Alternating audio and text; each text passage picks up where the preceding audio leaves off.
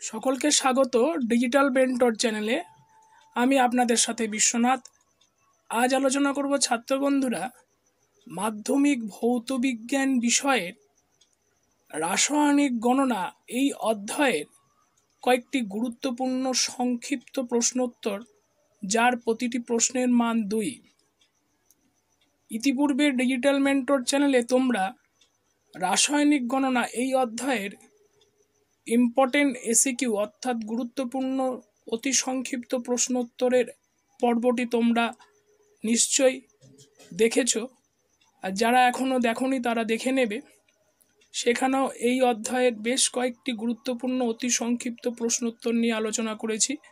আজকের আলোচনা শুরু করার আগে তোমাদের কাছে আমার অনুরোধ, যারা চ্যানেলটি এখনও সাবস্ক্রাইব করনি ডিজিটাল মেন্টর চ্যানেলটি, তারা অতি শীঘ্রই ডিজিটাল মেন্টর চ্যানেলটি সাবস্ক্রাইব করলে সামনে পরীক্ষা আসছে, তোমাদের মাধ্যমিক পরীক্ষার্থী যারা রয়েছে তাদের যে সাবজেক্টগুলো আছে সেই প্রত্যেকটি সাবজেক্টের বিভিন্ন ইম্পর্টেন্ট চ্যাপ্টারের ইম্পর্টেন্ট কোশ্চেন অ্যান্সার তোমরা এই চ্যানেলের মাধ্যমে, ডিজিটাল মেন্টর চ্যানেলের মাধ্যমে দেখতে পাবে। আশা করি তোমাদের ভালো লাগবে এবং তোমাদের উপকারে আসবে। তাই তোমাদের প্রত্যেককে বলবো, ডিজিটাল মেন্টর চ্যানেলটি সাবস্ক্রাইব করে পাশে থাকা নোটিফিকেশান বেল আইকন অন করে দিলে এই ধরনের শিক্ষামূলক ভিডিওর আপডেট তোমাদের কাছে সরাসরি পৌঁছে যাবে এবং তোমরা সম্পূর্ণ ভিডিওটি দেখবে।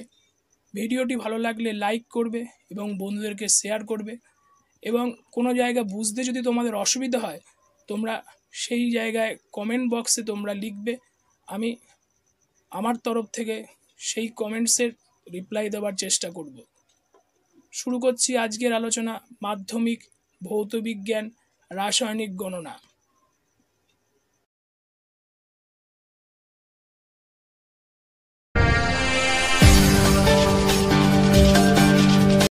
সকলকে স্বাগত ডিজিটাল মেন্টর চ্যানেলে। ছাত্র বন্ধুরা, আজকে আলোচনা করব মাধ্যমিক ভৌতবিজ্ঞান বিষয়ের রাসায়নিক গণনা এই অধ্যায়ের বেশ কয়েকটি গুরুত্বপূর্ণ সংক্ষিপ্ত প্রশ্নোত্তর, যার প্রশ্নের মান 2। ইতিপূর্বে ডিজিটাল মেন্টর চ্যানেলে রাসায়নিক গণনা এই অধ্যায়ের ইম্পর্টেন্ট এসিকিউ অর্থাৎ অতি সংক্ষিপ্ত প্রশ্নোত্তর, যার প্রশ্নের মান 1 তোমরা আমাদের চ্যানেলের মাধ্যমে ভিডিও দেখতে পাবে। আজকে আলোচনা করছি সংক্ষিপ্ত প্রশ্নোত্তর, প্রশ্নমান 2। রাসায়নিক বিক্রিয়ায় ভরের সংরক্ষণ হয় ব্যাখ্যা করো। প্রশ্নমান 2। উত্তর লিখবে ছাত্র বন্ধুরা, তোমরা শুনে শুনে পজ করে করে লিখে নিতে পারো। রাসায়নিক বিক্রিয়ায় বিক্রিয়ক পদার্থ বিক্রিয়জাত পদার্থে রূপান্তরিত হয়। বিক্রিয়ার পূর্বে বিক্রিয়ক পদার্থের ভর যা ছিল, বিক্রিয়ার পরে বিক্রিয়াজাত পদার্থের ভর তার সমান হয়। রাসায়নিক বিক্রিয়ায় বিক্রিয়ক পদার্থ কমা দিয়ে লিখবে বিক্রিয়াজাত পদার্থে রূপান্তরিত হয়। বিক্রিয়ার পূর্বে বিক্রিয়ক পদার্থের ভর যা ছিল, বিক্রিয়ার পরে বিক্রিয়াজাত পদার্থের ভর তার সমান হয়। দাঁড়ি প্যারা চেঞ্জ করে লিখবে, যদি এ এবং বি বিক্রিয়া করে এবং সি এবং ডি উৎপন্ন করে, তবে রাসায়নিক বিক্রিয়াটির ক্ষেত্রে একটা হাইফেন দিয়ে লিখবে প্যারা চেঞ্জ করে, এ এর ভর ক্যাপিটাল লেটারে প্লাস বি এর ভর ইজিক্যাল টু সি এর ভর প্লাস ডি এর ভর। অথবা বলা যায় যে বিক্রিয়ার আগে ফার্স্ট ব্র্যাকেট দিয়ে এ প্লাস বি এর ফার্স্ট ব্র্যাকেট ক্লোজ এর মোট ভর সমান সমান বিক্রিয়ার পরে ফার্স্ট ব্র্যাকেটের মধ্যে সি প্লাস ডি এর মোট ভর। আবার বলছি, অথবা বলা যায় বিক্রিয়ার আগে ফার্স্ট ব্র্যাকেটের মধ্যে এ প্লাস বি এর মোট ভর ইজিক্যাল টু বিক্রিয়ার পরে ফার্স্ট ব্র্যাকেটের মধ্যে সি প্লাস ডি এর মোট ভর। নেক্সট কোশ্চেন, ডাল্টনের পরমাণুবাদের সাহায্যে রাসায়নিক বিক্রিয়ায় ভরের সংরক্ষণ কিভাবে ব্যাখ্যা করা যায়? উত্তর লিখবে ছাত্র বন্ধুরা ডাল্টনের পরমাণুবাদের অনুসারে। ডাল্টনের বৈজ্ঞানিক ডাল্টনের পরমাণুবাদ অনুসারে পরমাণু অবিভাজ্য এবং পরমাণুকে সৃষ্টি করা যায় না বা ধ্বংস করা যায় না।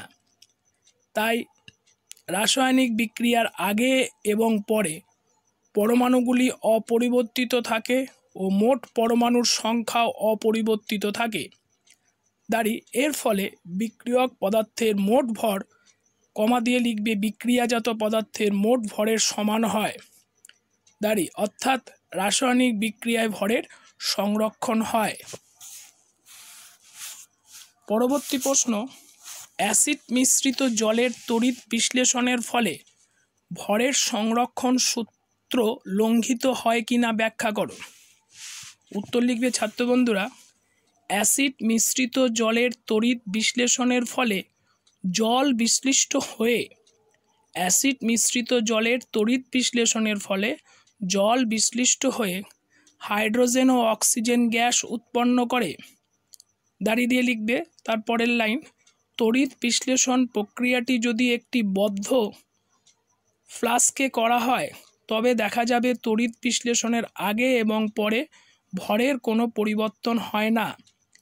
দিয়ে লিখবে অর্থাৎ অ্যাসিড মিশ্রিত জলের ভর ইজিক্যাল টু বা সমান সমান অবশিষ্ট জলের ভর প্লাস উৎপন্ন H2 অর্থাৎ হাইড্রোজেন ও O2 অক্সিজেনের মোট ভর। সুতরাং অ্যাসিড মিশ্রিত জলের তড়িৎ বিশ্লেষণের সময় ভরের সংরক্ষণ সূত্র লঙ্ঘিত হয় না। পরবর্তী প্রশ্ন, আইনস্টাইনের ভর ও শক্তির তুল্যতা সূত্রটি বিবৃত করো। উত্তর লিখবে ছাত্র বন্ধুরা বিজ্ঞানী আইনস্টাইনের আপেক্ষিকতাবাদ তত্ত্বানুসারে পদার্থের ভর এবং শক্তি হল একই সত্তার ভিন্ন রূপ এবং উপযুক্ত শর্তে এরা পরস্পর রূপান্তরযোগ্য। যদি পদার্থের স্মল লেটার m ভর তুল্য পরিমাণ শক্তি ক্যাপিটাল লেটার তে রূপান্তরিত হয় তাহলে ভর ও শক্তির পারস্পরিক রূপান্তর সম্পর্কিত সমীকরণ হবে হাইফেন দিয়ে লিখবে capital letter E equal to small letter mc square, যেখানে c স্মল লেটার হলো শূন্য মাধ্যমে আলোর গতিবেগ।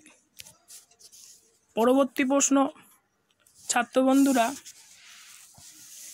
গ্যাসের বাষ্প ঘনত্ব এককবিহীন রাশি কেন?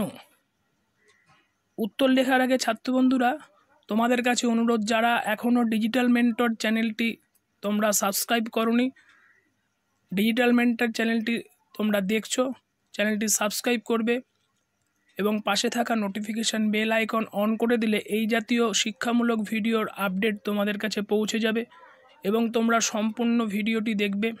আজকের ভিডিওর অংশ ভালো লাগলে প্রত্যেকে লাইক করবে এবং বন্ধুদেরকে শেয়ার করবে এবং তোমাদের কোনো জায়গা যদি বুঝতে অসুবিধা হয়, ডাউটস থাকে, তোমরা কমেন্ট বক্সে কমেন্ট করবে, আমি সেই কমেন্টসে রিপ্লাই দেব।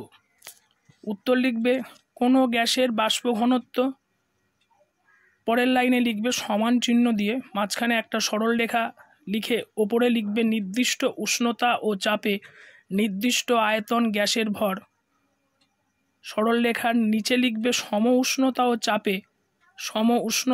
চাপে সম আয়তন H2 গ্যাসের ভর। লাইন চেঞ্জ করে লিখবে যেহেতু বাষ্প ঘনত্ব দুটি ভরের অনুপাত তাই বাষ্প ঘনত্বের কোনো একক নেই। যেহেতু বাষ্প ঘনত্ব দুটি ভরের অনুপাত তাই বাষ্প ঘনত্বের কোনো একক নেই। পরবর্তী প্রশ্ন, আর্দ্র বাতাস অপেক্ষা শুষ্ক বাতাস ভারী হয় কেন? উত্তর লিখবে ছাত্র বন্ধুরা বায়ুর বাষ্প ঘনত্ব প্রায় 14.4 14.4 এবং জলীয় বাষ্পের বাষ্প ঘনত্ব 9। সুতরাং দিয়ে লিখবে সুতরাং সম আয়তনের জলীয় বাষ্প অপেক্ষা শুষ্ক বায়ু বেশি ভারী। আর্দ্র বাতাসের শুষ্ক বাতাস অপেক্ষা বেশি জলীয় বাষ্প উপস্থিত থাকে। দিয়ে লিখবে তাই সম আয়তনের আর্দ্র বাতাস অপেক্ষা শুষ্ক বাতাস ভারী হয়। তাই সম আয়তনের আর্দ্র বাতাস অপেক্ষা শুষ্ক বাতাস ভারী হয়। আজকের আলোচনা এখানেই শেষ করছি।